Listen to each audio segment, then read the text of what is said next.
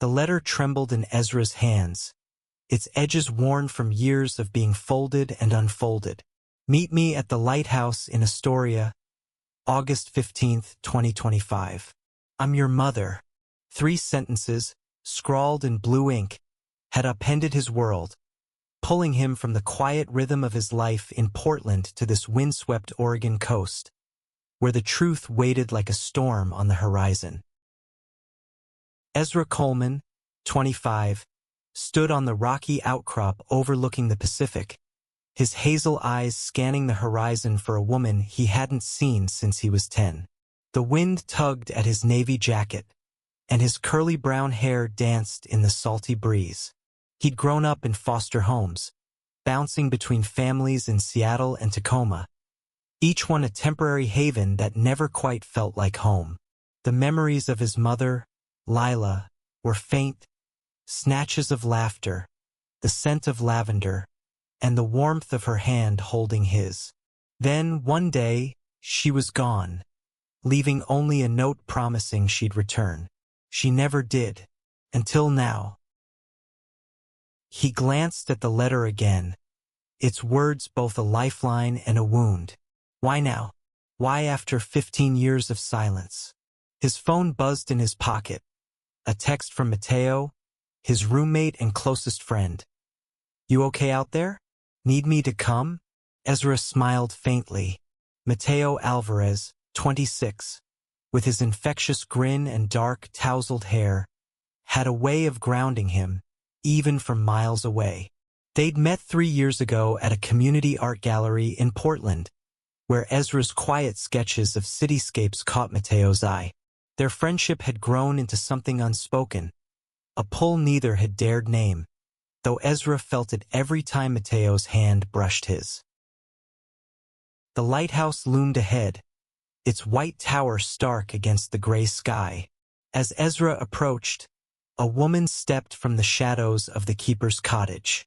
She was in her late 40s, her auburn hair streaked with silver, her eyes a mirror of his own. Lila.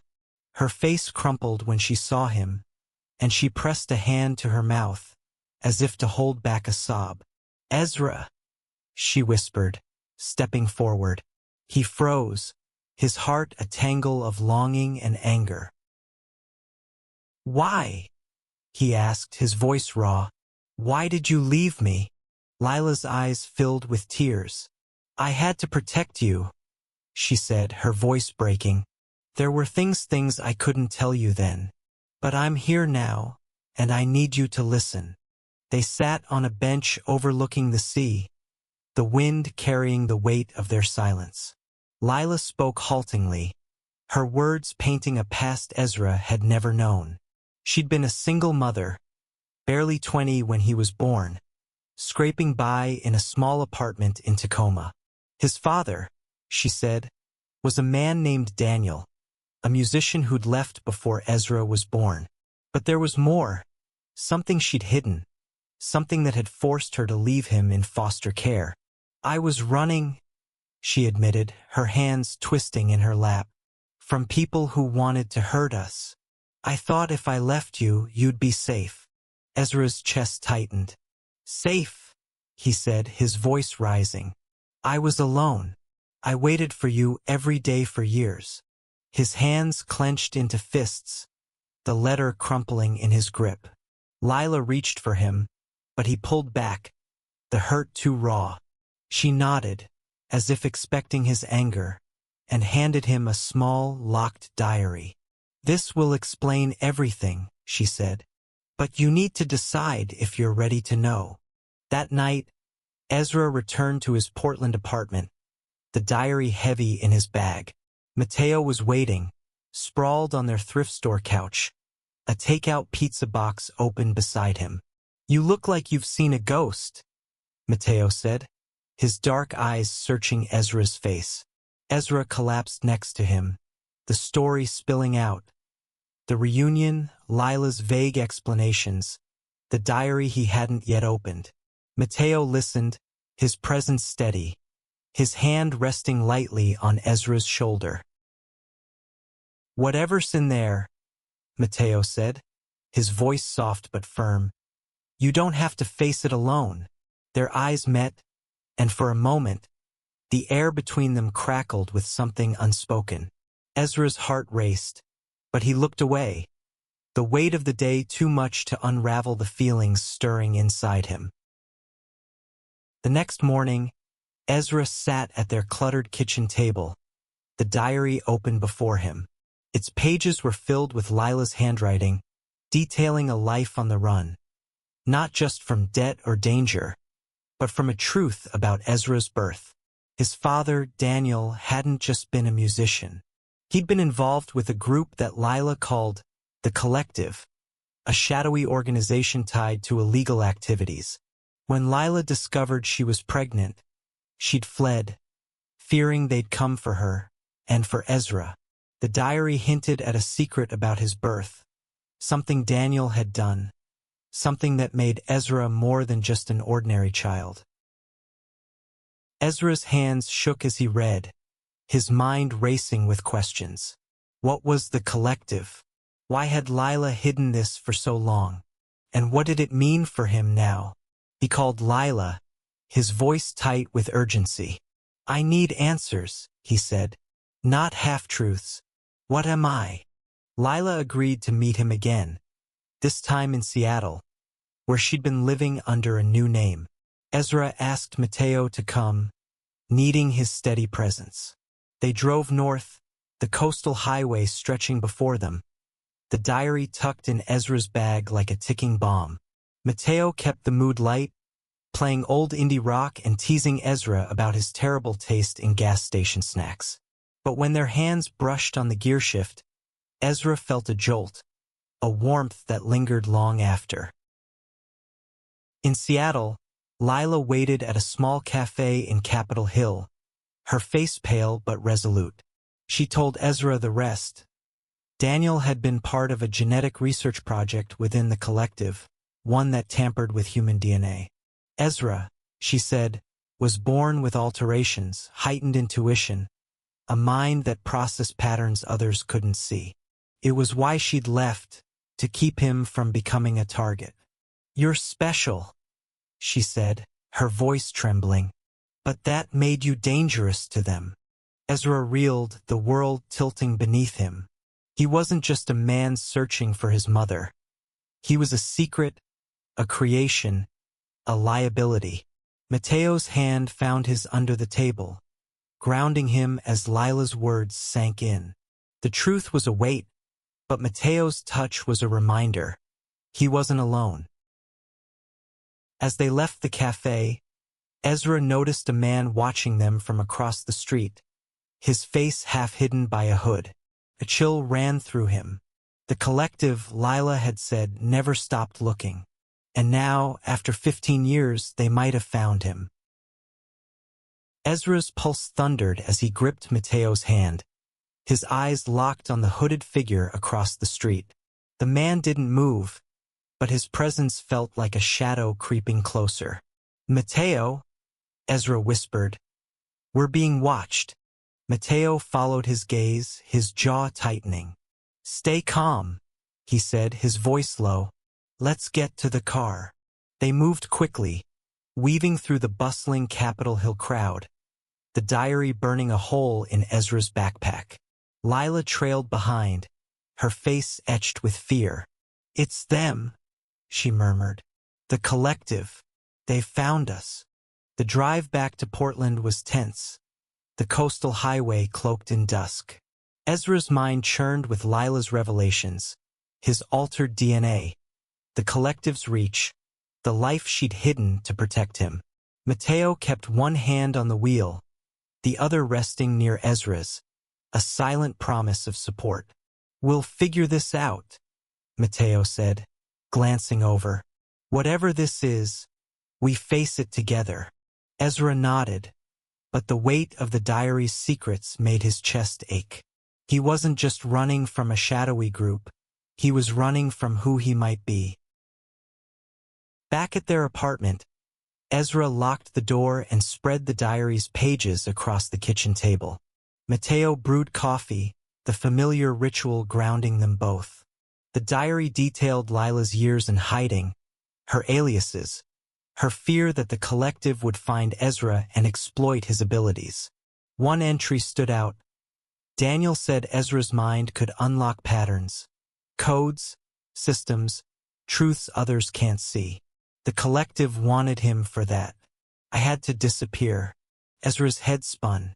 Was this why he'd always felt different, why he could spot details in his sketches others missed? Mateo leaned over, reading the passage. "This is wild," he said, his voice a mix of awe and worry. "But it's you, Ezra. Whatever this is, it's still you." His hand brushed Ezra's, lingering a moment too long, and Ezra's heart skipped. He wanted to lean into that warmth, to let it anchor him, but the fear of what he was, of what the collective might do, held him back. Lila arrived the next morning, her eyes red from sleeplessness. She brought a USB drive, her hands trembling as she handed it to Ezra. "This has everything I couldn't write down," she said. "Proof of what they did to you, but opening it'll change everything." Ezra hesitated, the weight of her words pressing down. He plugged the drive into his laptop, Mateo at his side. The files were encrypted, but Ezra's mind, his strange, altered mind, saw patterns in the code. His fingers flew across the keyboard, unlocking fragments of data. Lab reports, genetic sequences, a project called Clarity. His name was everywhere. "They engineered me," Ezra whispered, his voice hollow. "I'm not normal." Mateo's hand found his, firm and steady. "You're more than their experiment," he said fiercely. "You're Ezra, my Ezra." The words hung between them, raw and unguarded, and for the first time, Ezra let himself feel the truth of them. He leaned forward, their foreheads touching, the world narrowing to the warmth of Mateo's breath. But the moment shattered. A sharp knock at the door made them jump. Lila's face paled. "They're here," she whispered. Ezra grabbed the USB drive, shoving it into his pocket as Mateo opened the door. A woman stood there, mid-30s, her sharp eyes scanning the room. "Ezra Coleman?" she asked, her tone clipped. "I'm Agent Harper, FBI. We need to talk about the collective." Harper's badge gleamed under the apartment's dim lights, but Ezra's instincts screamed caution. Lila's fear confirmed it. She shrank back, her eyes darting to the fire escape. "She's not FBI," Lila hissed. "Run." Before Ezra could react, Harper drew a silenced pistol, her calm facade dropping. Mateo lunged, knocking the weapon aside, and shouted, "Go!" Ezra grabbed Lila's arm, and they bolted for the fire escape, the sound of shattering glass behind them. They fled into the Portland night, rain slicking the streets. Ezra's mind raced, piecing together patterns, Harper's precise movements, the collective's reach, the USB drive burning in his pocket. They ducked into an alley, Mateo catching up, his shirt torn from the scuffle. "Who the hell are these people?" he panted. Lila's voice was grim. "They want what's in your head, Ezra. Your ability to see what others can't." Hiding in a dive bar's backroom, Ezra opened the USB drive again, his altered mind decoding more files, blueprints, names, a plan to use his abilities to crack global security systems. The collective wasn't just a group, they were a network embedded in governments, corporations everywhere, and Ezra was their key. Lila's voice broke through his panic. "I left you to keep you safe," she said, tears streaming. "But I failed. They're coming for you now." Mateo's hand found Ezra's again, his eyes fierce. "Then we fight," he said. "Together." Ezra's heart swelled, the fear giving way to something stronger. He nodded, squeezing Mateo's hand. For the first time, he felt ready to face the truth. Not just about his past, but about the love he'd been too scared to name. The dive bar's neon glow flickered through the grimy window, casting shadows on Ezra's face as he stared at the laptop screen. The collective's files painted a chilling picture. A network spanning decades, manipulating lives, with Ezra at its center. His altered DNA wasn't just a gift. It was a weapon, one they'd kill to control. Mateo sat close, his shoulder brushing Ezra's, a steady anchor in the storm of revelations. Lila paced, her eyes darting to the door, expecting pursuit at any moment. "We can't stay here," Lila said, her voice tight. "They'll track the USB's signal." Ezra nodded, his mind already racing, seeing patterns in their escape. Backroads, safe houses, ways to disappear. His ability, once a quiet quirk, now felt like a lifeline. "There's a cabin," he said, recalling a foster family's retreat in the Oregon Cascades. "It's off-grid. We can hide there." They slipped out the back, piling into Mateo's beat-up sedan. The drive was silent, the weight of the collective's reach pressing down. Ezra glanced at Mateo, whose jaw was set, hands gripping the wheel. "You don't have to do this," Ezra said softly. "This isn't your fight." Mateo's eyes flicked to him, fierce and unwavering. "It's our fight," he said. "I'm not leaving you." The words hit Ezra like a wave, washing away the last of his hesitation. He reached for Mateo's hand, their fingers intertwining, a promise sealed in the dark. The cabin was a weathered A-frame nestled in pine trees, its isolation a fragile shield.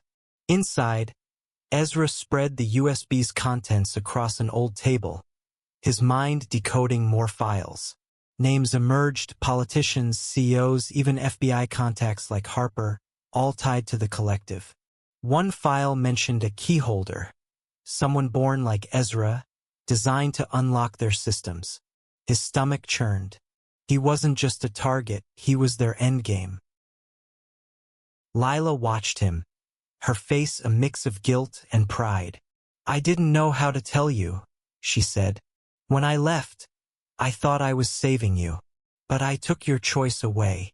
Ezra's throat tightened. He wanted to hate her, but her pain mirrored his own. "You're here now," he said, his voice soft. "That's a start." Mateo, ever practical, rigged a makeshift alarm system with fishing line and bells. As he worked, Ezra watched, struck by the quiet strength in his movements. Later, by the cabin's fireplace, they sat close, the crackling flames casting warmth on their faces. "What happens if we can't stop them?" Ezra asked, his voice barely a whisper. Mateo turned, his dark eyes locking onto Ezra's. "Then we live," he said. "We love. We make it worth fighting for." He leaned in, and their lips met, tentative at first, then fierce, a collision of fear and longing. Ezra's heart soared, the world narrowing to this moment, this truth. Dawn brought danger. The bells rang, sharp and urgent. Ezra's heightened senses caught the hum of a drone overhead, its lens glinting in the morning light. "They found us," Lila gasped, grabbing the USB. Mateo yanked Ezra to his feet, and they ran, pine needles crunching underfoot. The drone's whine grew louder, joined by the crunch of boots. 3 figures emerged from the trees, led by Harper, her pistol gleaming. "Ezra," she called, her voice cold. "You can't run forever." Ezra's mind raced, patterns forming, escape routes, distractions. He whispered to Mateo, "The river. It's our only shot." They sprinted, Lila struggling to keep up, as Harper's team closed in. The river roared ahead, its icy waters a risky escape. Mateo grabbed Ezra's hand, his grip fierce. "Together," he said. They plunged in, the cold stealing their breath, the current pulling them downstream. They washed ashore miles away, shivering but alive. Lila clutched the USB, her face grim. "There's a contact in San Francisco," she said. "Someone who left the collective. They can help." Ezra nodded, his mind already mapping the route. But his heart lingered on Mateo's hand in his, the warmth that had carried them through the dark. The collective was closing in, but so was the truth, and with it a chance to reclaim his life. San Francisco's fog cloaked the city as Ezra, Mateo, and Lila slipped into a nondescript bookstore in the Mission District. The contact, a former collective scientist named Dr. Narration, waited in a back room, her graying hair pulled into a tight bun. She was in her early 50s, her sharp eyes scanning the trio with a mix of caution and curiosity. "You have the drive?" she asked, her voice low. Ezra handed it over, his heart pounding. This was their last hope to unravel the collective's grip on his life. Nora plugged the USB into a secure laptop, her fingers moving with practiced precision. The files revealed more. The collective's plan to use Ezra's abilities to decrypt global security networks, destabilizing governments for profit. "You're their prototype," Nora said, her tone grim. "But you're not alone. There are others, key holders like you, hidden across the world."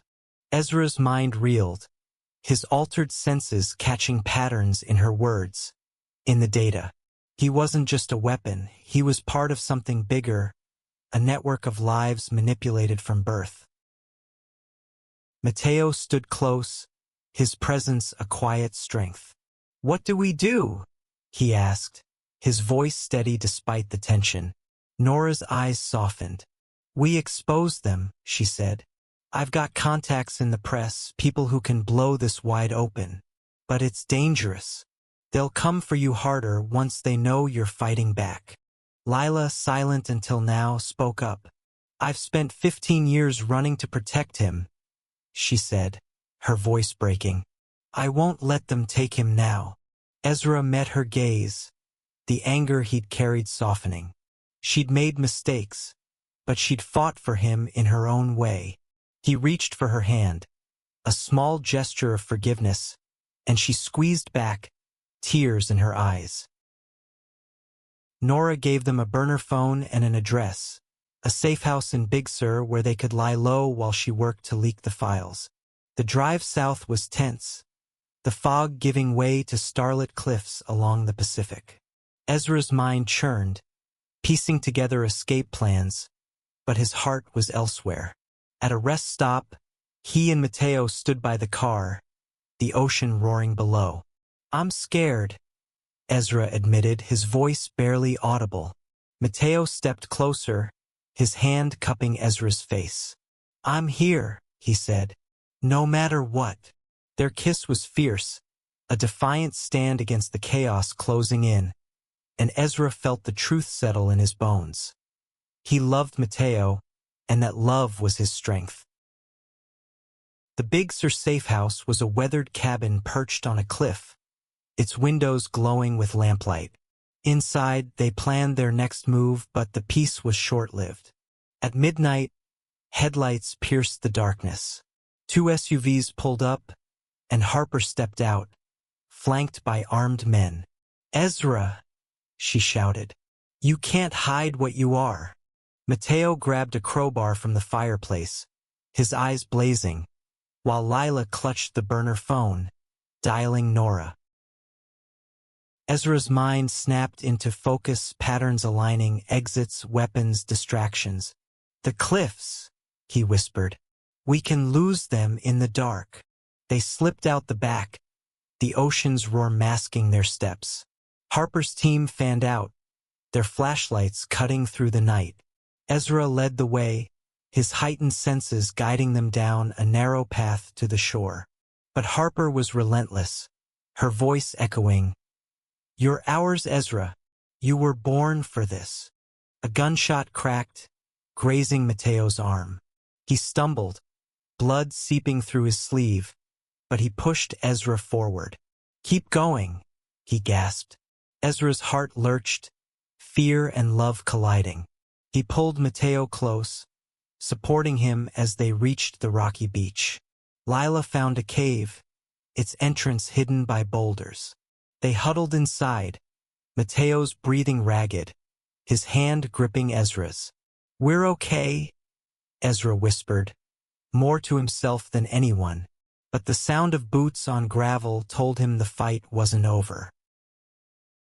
The cave was cold, the damp air seeping into Ezra's bones as he pressed a torn strip of his shirt against Mateo's wound. The gash was shallow, but Mateo's face was pale, his dark eyes locked on Ezra's. "I'm fine," he murmured, his voice weak but steady. Lila crouched nearby, her hands shaking as she clutched the burner phone.